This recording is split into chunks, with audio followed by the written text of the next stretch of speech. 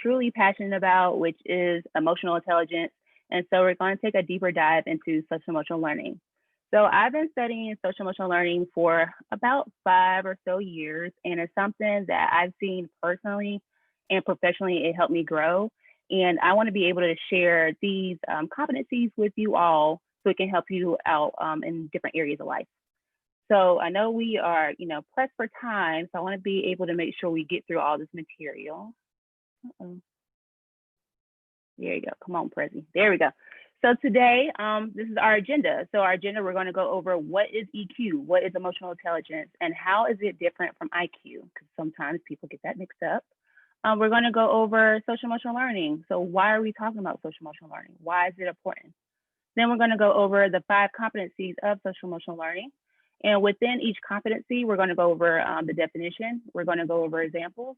And then we're going to have a few minutes to have some discussion to reflect on how we're using that competency in our life. And then at the end, we're going to have an overall review, overall reflection of the competencies, and then a brief recap. And then I'll have some time for questions at the end if there are any questions. All right, so let's jump right in. So what is EQ? EQ is pretty much another word for emotional intelligence. And according to Psychology Today, it's the definition of emotional intelligence is the ability to identify and manage one's own emotions as well as the emotions of others. So of course, this is different from IQ. IQ is a measurement of your intelligence and mental ability. So when we think about measuring emotional intelligence, that's where we get into talking about social emotional learning. And we'll refer to social emotional learning as SEL. So it's pretty much the intersection of education and human development. And the definition of social emotional learning is a process through which all young people and adults acquire and apply the knowledge, skills, and attitudes to develop social emotional skills. So when you practice social emotional skills in your life, it helps produce successful outcomes, not only in school, but in life. So I just listed some examples below where it helps improve your behavior, your academic performance, and relationships.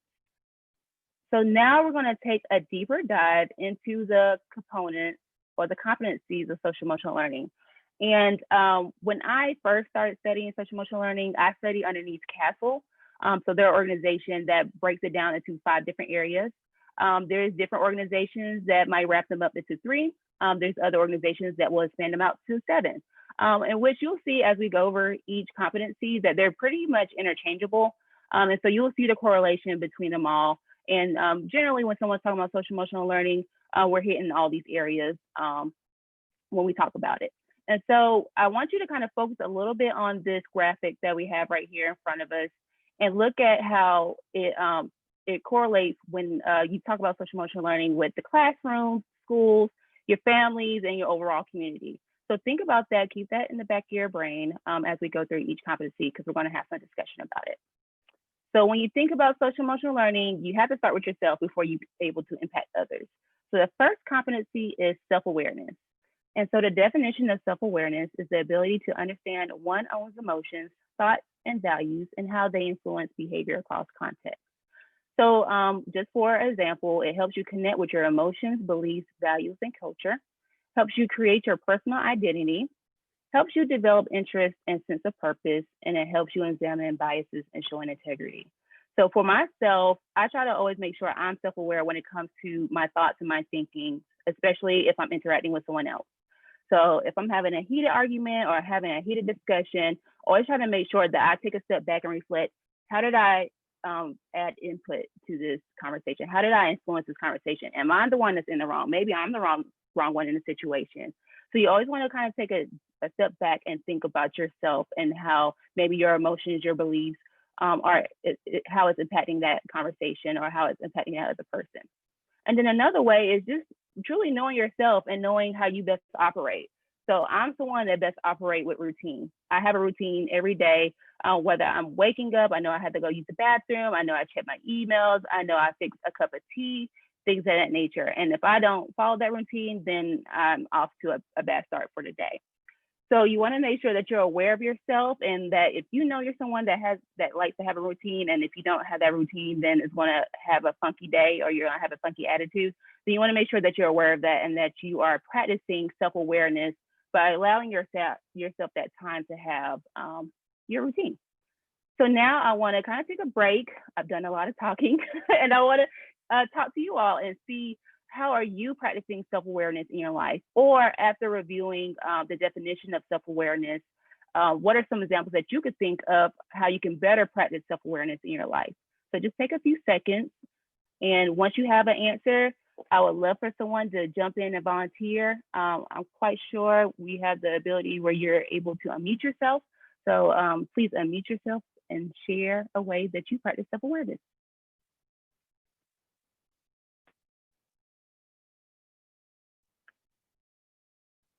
And don't be shy.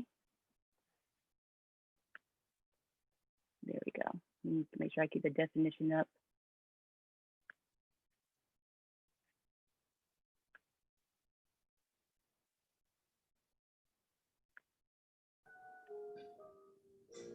I think I hear someone that unmuted themselves. That's me. Oh, I'm hello. being supportive. Thank you. Practicing self-awareness for me, I have to always remember that, like, I'm an only child. So a lot of times I will try to conform with a group to try to fit in, like when I was younger, and I moved a lot.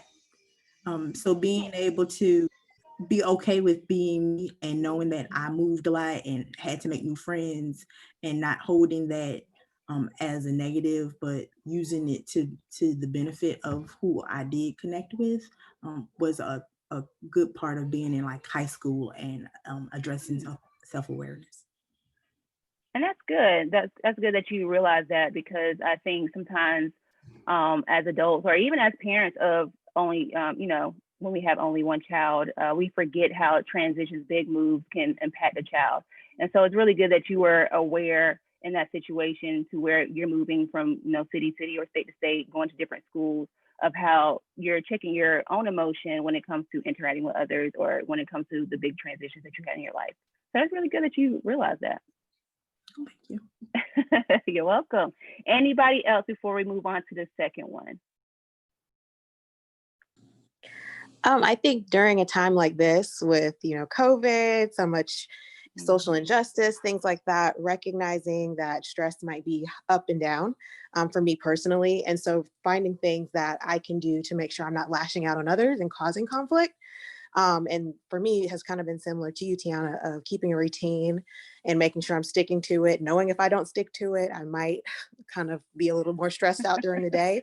Or even so, recognizing when I might need to take a step away from social media, cut the TV off, and just have some self-reflection, spend some time with my family, or have conversations with friends has been really helpful. Right. And I'm glad you brought that up and you're tying it back to today. So it's making it really, really relevant, making sure that you're aware of your emotions and how you might go into the world if you're not into that routine. Or, social media. There's a lot going on with social media. I would say over the past few months, there's been a lot going on with social media. So making sure that you are, checking yourself. And if you're aware that, hey, I might need to take a detox away from social media, or I might need to kind of step away from it, just so you're making sure that you're putting your best foot forward and make sure that you're putting your best self out into the world. That's really great that you recognize that as well. So good job. All right, let's go ahead and move to our second one. So now that we're aware of our emotions, now we're going to talk a little bit about managing those emotions. So the second one is self-management. And self-management is the ability to manage one's emotions, thoughts, and behaviors effectively in different situations and to achieve goals and aspirations. So with this, you'll be, of course, managing one's emotions. You'll be setting goals. You'll be showing self-discipline, self-motivation, and stress management strategies. And of course, you'll be using organization skills. So pretty much in a nutshell, this is really about controlling your emotions. So for me, personally, if I just want to go ahead and be transparent, I got a little bit of road rage. So I try to work on self-management skills when I'm behind the wheel because, well, I like to say, I'm a passionate driver. I move with purpose. And sometimes people don't move with purpose. And that kind of gets underneath my skin. So I try to make sure that I'm checking my emotion and that, I might just kind of listen to my music a little harder to, get me through my day, try to, move swiftly without, letting that road rage get to me. Just because, people tend to take things a little too far when it comes to that road rage and that aggression. And I definitely don't want things to escalate when you're behind the wheel. So I try to make sure I check myself when it comes to my emotions when I'm behind the wheel. And then another way to practice self-management is through delayed gratification. So I've been working out lately, been trying to be fit, trying to get this body right. And I know Thanksgiving is coming up. So I've been trying to focus on eating healthy. So that way, when I make it to Thanksgiving, when I make it to that table, I'm going to eat whatever I want to eat because I deserve it, because I gave myself that time, that dedication to focus on healthy eating. So when I make it to Thanksgiving, all hands on deck. I'm going to eat everything in sight. So that's another way that you can practice self-management as well when it comes to delayed gratification. So now, again, I'm going to turn it back to you all to share a way that you're practicing self-management, or as we're talking about self-management, what are some ways that you probably could start implementing this in your life?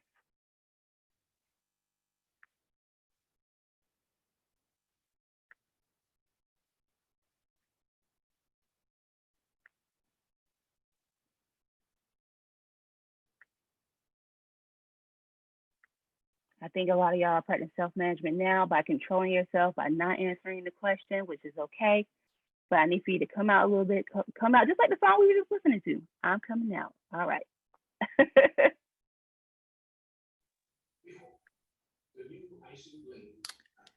I do self-management. I have a sweet tooth. So I realized that if I get a whole plate of lettuce, tomatoes, carrots, and drizzle it with this is horrible, a Catalina dressing, it's sweet and crunchy at the same time. So it really keeps me from eating candy. So there's a dressing. Oh. And I'm eating vegetables. So that's how I do self-management. I like that. That's like a way of kind of like changing your mindset a little bit. So you still get that sweet in it, but it's still overall healthy. So you won't have to go to the candy. I might have to implement that myself. So yeah. That's a good one. Thank you for sharing, Rashawn. Anybody else that would like to share?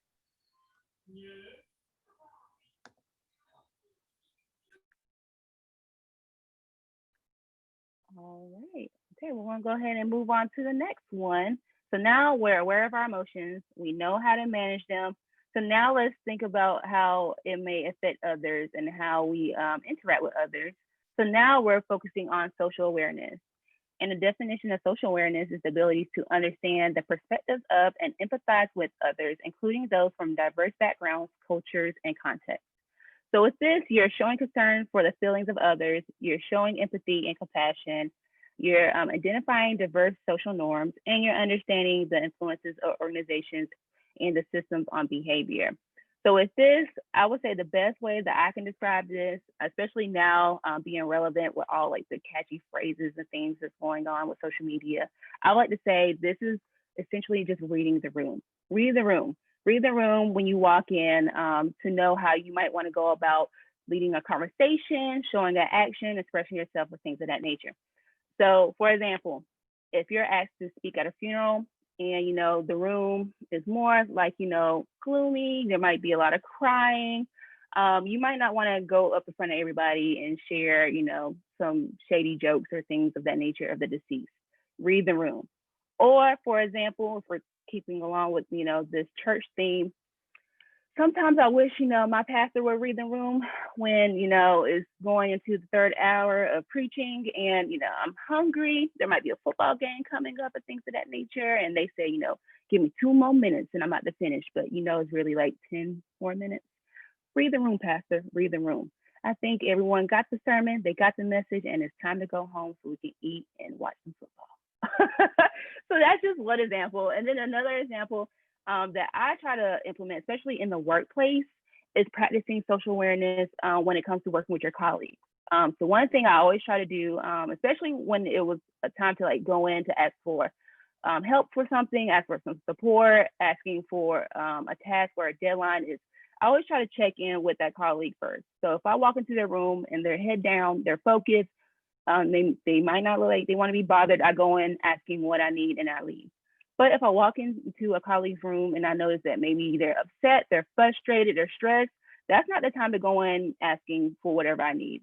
That's the time to kind of take a step back, be socially aware that maybe they're going through something. It might be something, with work, or it might be something with, at home. So taking a step back and asking, what's going on? How are you feeling? I can tell that you look stressed because you have your hands on your head. How can I best support you? Or is this a good time for me to talk to you about X, Y, and Z? If not, I'll come back later. So that's just one way to practice that in the workplace. And that's something that I try to do because I will want others to do the same for me when it comes to coming into my office and things of that nature. So now I'm going to turn it back over to you all to share maybe just one example of how you're practicing social awareness or how you could practice social awareness. And I'm trying to see, I think we're still good for time. So just one person that would like to share.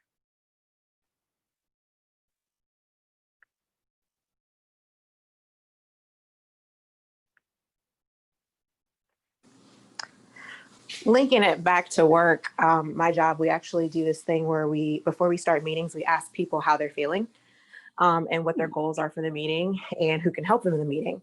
I think it just sets a good tone for how people are feeling in the room, to know ahead of time if this may or may not be a tense meeting, and understanding what everybody's purpose there is in the meeting, which is really helpful when trying to facilitate or trying to guide a conversation. Okay, I have a follow-up question. Is that something that's new that your organization is doing, or was that something that was always in place? I'm just curious. It's been in place for at least 4 years. And I think it's based off of Sanctuary. It's the Sanctuary model. And we're Sanctuary certified. So we end up doing different practices to make sure it's similar to this emotional intelligence and making sure we're understanding how people are feeling and how it impacts their work that they do. Well, that's great. That's really good that your organization has been implementing this for over 4 years and that they clearly see the importance of checking in with their employees, and it really shows that they really truly care about those that work within your organization. So that's something that's really good. And I hope that other organizations, especially now with the climate today with social injustice and other issues that's going on in the world, I hope that a lot of organizations are really taking heed to those things and really checking in with their employees. And then especially because, with the pandemic, there's a lot of mental health cases that's rising along with COVID cases. So I think it's really, really great to make sure that you're socially aware of those, especially those that you come in contact with in the workplace. So thank you. Thank you for sharing. All right, so we're going to move on to our fourth one. So now that we're talking about others, we're going to talk about how to build relationships with those people. So relationship skills is our fourth competency, and it's the ability to establish and maintain healthy and supportive relationships and to effectively navigate settings with diverse individuals and groups. So with this, you're developing positive relationships, you're communicating effectively, you're practicing teamwork and collaborative problem solving, and then you're resolving conflicts constructively. So with this, when I think of relationship skills, I think relationship skills is really important when it comes to group projects. So I'm quite sure a number of us on this call have experience with group projects, whether it's in college, whether it was in high school, whether it's or even at work, there's group projects as well. Sometimes they go good. So let me start with the positive, and then sometimes they do not go as planned. So I think if, we think about group projects, if we worked on, communicating effectively, working as a team, resolving those conflicts, I'm quite sure we probably would have had some better grades when it came to those projects. But another way to think about relationship skills for me personally, in my relationship with my husband, we do check-ins with each other every day. So at the end of the night, we do check-ins where we ask each other questions about our relationship. So what do you enjoy most about the relationship today? What didn't you enjoy most about the relationship today? And what are some things that I can do to help contribute to the relationship moving forward? So how can I make improvements in the relationship? And that's something that we do every night, every evening, to make sure that we are checking in with our relationship. And so that is enhancing our relationship skills.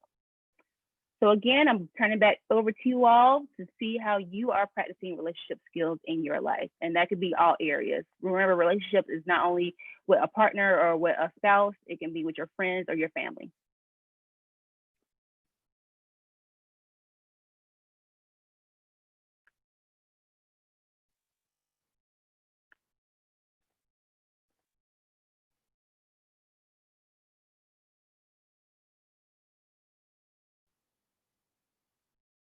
Anyone have an example of relationship skills that they're working on? Or maybe this could be an area of weakness. So maybe that's why I have quietness. That's why I'm gonna take that as. That maybe this is an area that you realize that you could be working on.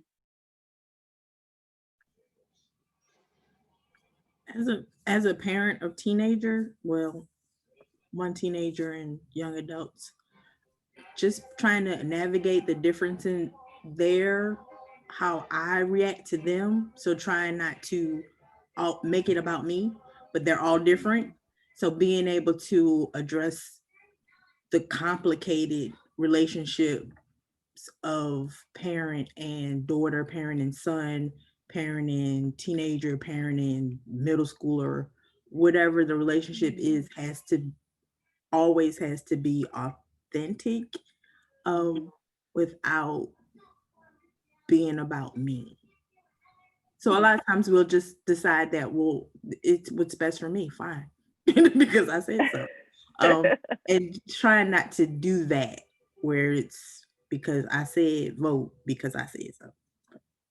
Right. Understand, communicating how your vote matters to you as a teenager and what the benefit is. Right. Yeah. Okay, and I feel like that also kind of taps into being aware. So you're aware that you might have a different relationship, with your middle schooler or with your high schooler. And then, just even working with kids, I know sometimes we get caught into the because I told you so or because I said so. So I know me personally, I try to always make sure I take a step back. And especially with our younger kids, it's really good to help them build their reasoning skills. So giving them explanations and giving them those reasons will help build on the relationship skills. So that's a really great example. Anyone else before I move on to our last one? All right, so we're going to go ahead and move into our last one, which is talking about responsible decision making. So responsible decision making is the ability to make caring and constructive choices about personal behavior and social interactions across diverse situations. So with that, we are identifying solutions for problems. We're learning to make a reasoned judgment after analyzing information, data, and facts. We're anticipating and evaluating the consequences of one's actions, and then we're using critical thinking skills. So for me, a great example that I have is thinking about, I guess before COVID, going out, right? So if I know I have a major project coming up in school, I know I have a major deadline coming up at work, it might not be best for me to make the choice to go out the evening before. So you want to make sure that you're practicing responsible decision-making when it comes to situations like that, or even in the workplace. So if you have a board report due the next day, you might want to start, the day before working on that board report instead of working on, checking emails or things of that nature. Making sure that you are scheduling your priority list when it comes to going into work to make sure that you're making the choices that are best for you. And making sure that you're making the best decision for you moving forward. So in this area, this is not only making decisions that's best for you, but making decisions that will impact others and may affect others as well. So as we think about responsible decision-making, again, I would like to hear from someone to see how you are practicing responsible decision-making or how you could better practice responsible decision-making.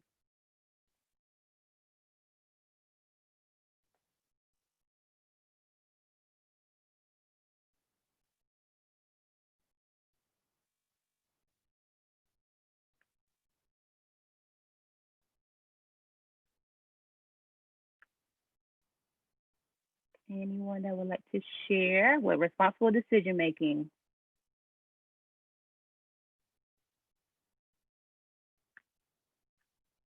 All right, well, I'm going to make the responsible decision to move forward. But as we're moving forward, now we're going to have a reflection time going over all 5 competencies. So now we're going to move into the part where I want you to assess your EQ. So this wasn't about, me assessing you all and me telling you where you fall when it comes to your emotional intelligence. I want everyone to take a few minutes to really think about where you fall with your emotional intelligence. Now that we went over the competencies, self-awareness, self-management, social awareness, relationship skills, responsible decision-making.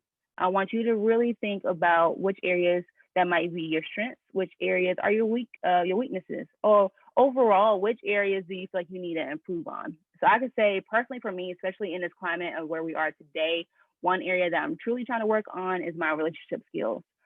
Being that we are limited, or, I at least try to limit myself to contact with those since we are still in a pandemic, you really have to kind of step beyond yourself and really kind of make a true effort to keep up those relationships within your life.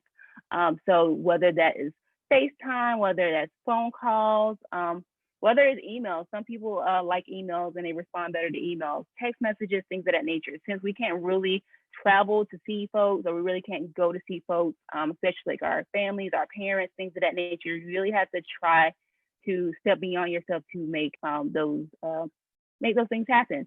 So for example, I have a weekly FaceTime with two of my best friends, and that's something that we implemented through COVID, just so we can make sure that we're checking in, not only, on a personal level, but we check in with each other on, our professions and things of that nature.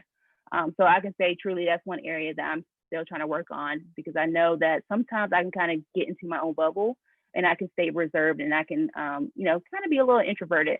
And so I don't want to come off as if I don't care about others, or I don't want to show that, maybe there's something, truly deep going on with me. It's just, sometimes I really enjoy my personal alone time. So I try to make sure I step beyond myself to further enhance my relationship skills with my friends and my family. So now, take a few minutes to think to yourself and to see which areas, after going over the 5 competencies, which areas are your stronger areas, which ones are your weaker areas, or overall, where do you want to improve, or where do you see need to improve? And whenever you have an answer, you may unmute yourself and share with us.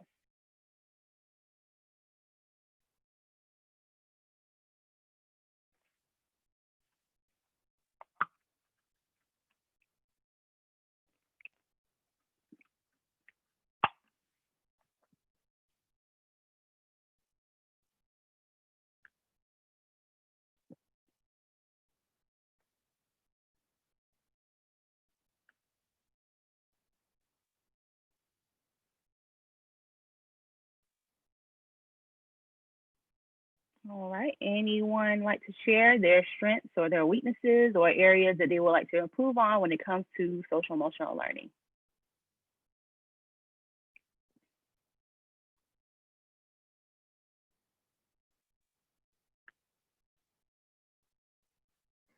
Tiyana, I'm actually going to piggyback off of what you said regarding the relationship piece.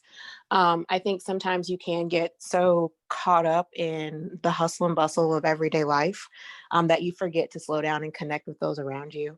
I think through COVID, we've realized that, life, you can't take life for granted. And so, like you said, just connecting with friends and family in ways that are not traditional. So through COVID, whereas before, I think we kind of, or me, I'll say I have kind of had an idea or the thought that I have friends that recognize we don't have to talk every day to still know that we're friends. But is that really providing the support that an individual needs in order to get through everyday life? Transitioning from college, where you see people every day, to transitioning to adulthood, it's a different effort that you have to put in place to maintaining those relationships. And so that's an area that I also am trying to keep growing in and moving forward in. And that's really good that you realize that. And just to kind of add more to what you're saying, you really do have to make an effort, and really you have to, make some impact and make make an effort to work on those relationships. So me personally, another area that I can talk about when it comes to relationship skills is I'm a part of a sorority. And when you're a part of a sorority in college, it's kind of right there in your face. You're, putting on the programs, you're doing the community service, you're doing, all the things that you need to do to make sure that you're an active member. But once you graduate from college, it's kind of on you to make sure that you are still being an active member. So it's on you to make sure that you're paying your dues. It's on you to make sure that you're going to the meetings. It's on you to make sure that you are still making an impact in the community. So that's just another way that I just thought of as you were talking, where you have to really make an effort to make sure that you are still enhancing and improving on your relationship skills, especially when it comes to life during college and life after college. Because as you say, everyone goes everywhere once college is over. They move to different states. They go to different professions, and you really have to make that step to stay connected with them, and to keep those relationship skills open. So that's a really, really great example. Thank you for that. Anyone else before we move into our recap?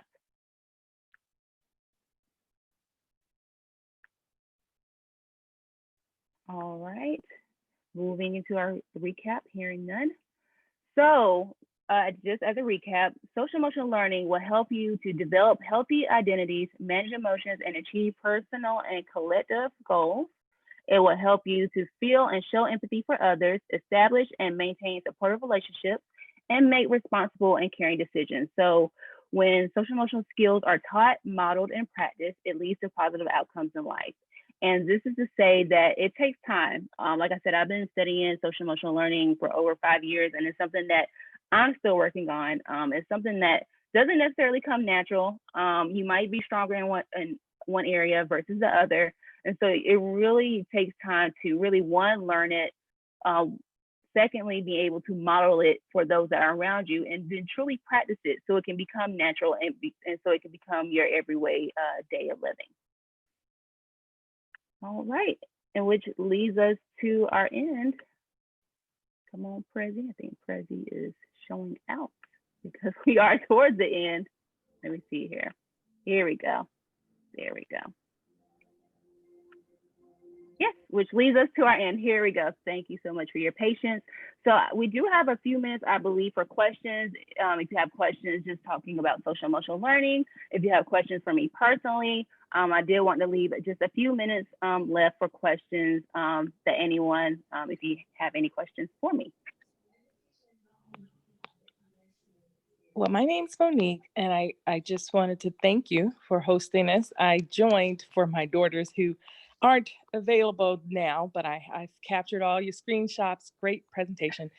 Thank you. Now, as an adult and in the corporate America, my question to you is, I mean, I'm very vocal and I listen to words, but I do have a problem with kind of seeing the nonverbals, and especially that we're in virtual environment. How can you really know when the words are not real? Like someone was like, oh, I'm okay, and they're really not okay.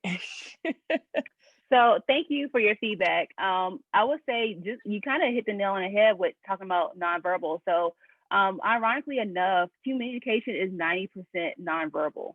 And I think a lot of people don't think about that, or they don't realize that. So communication is 90% nonverbal. So that is what we pick up on. And so usually when you see, head scratching or the eye rolling, you're pretty on point when it comes to the emotion that comes with that, right?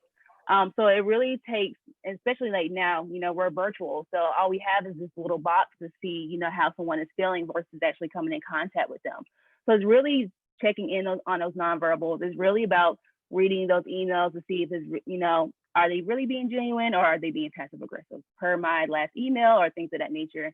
I think we're all guilty for saying, those things in emails, but it's really about checking in on those nonverbals and really, if you want to really establish those relationship skills with your coworkers, setting a time to talk with them, whether it's sending an email, whether it's scheduling a Zoom conference, to really try to work on whatever the issue may be. Or you might just have to be aware with yourself. It might be something where the problem may be bigger than you, and you might just have to see, is this an organization or a company, that suits your needs, that suits your values and your beliefs. And so, you might just press forward and, do what you need to do, and, make sure that it don't really impact your social emotional skills, where it affects your energy. Or you might, take a step back and be like, maybe this is not the place for me. I've been telling a lot of my friends that, with everything going on in the world, your company is showing you how they care about you, through these past few months, whether, they gave you relief during COVID, whether they're having conversations about the social injustice, whether they're having conversations about George Floyd, whether they're having, DEI now in the workplace. Companies have really shown their true colors, or at least I would believe that they have shown their true colors. So things have really changed within the past few months while we've been in this quarantine and while we've been in this pandemic. So it's really, really key to not only focus on those nonverbals, but really focusing on those actions that they may put in place, especially now in this climate. So hopefully that answered your question. It did. Thank you. Thank you. Any other questions? I know you work a lot with middle schoolers. What's a good time or age to start implementing some of the tools that that you just presented? I would say as early as possible. So when I studied this social emotional learning through Castle, I implemented this with kindergarten through fifth grade. So, and they were able to get it. So if, kindergarten, they were able to know all the competencies. They're able to, we had different like tools and techniques that we, use with the younger kids versus the older kids in the program so they can remember them. It can start at a very, very young age.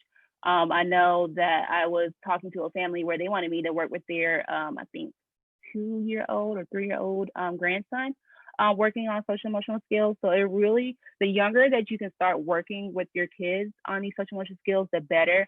But it's not a lost cause if you're coming in, with a middle schooler or a high schooler. It might be a little tougher just because, they're still kind of forming now they're forming their own beliefs, they're forming their own values and things of that nature. But I would say it's never too late, never too early to start, working on these skills. Thank you. Thank you. I think we have time for maybe just one more, if there's one more question out there.